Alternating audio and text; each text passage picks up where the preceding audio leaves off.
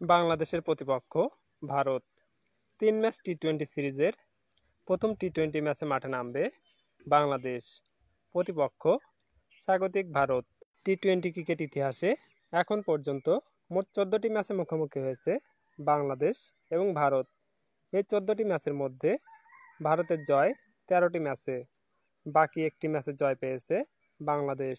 দুই দলের মধ্যে অনুষ্ঠিত প্রথম টি-20 ম্যাচটি শুরু হবে আগামী ৬ অক্টোবর ২০২৪ বাংলাদেশ সময় সন্ধ্যা ৭টা ৩০ মিনিটে। সিরিজের প্রথম টি-20 ম্যাচে জয়লাভ করে ১-০তে এগিয়ে যাবে কোন দল বলে আপনার মনে হয়?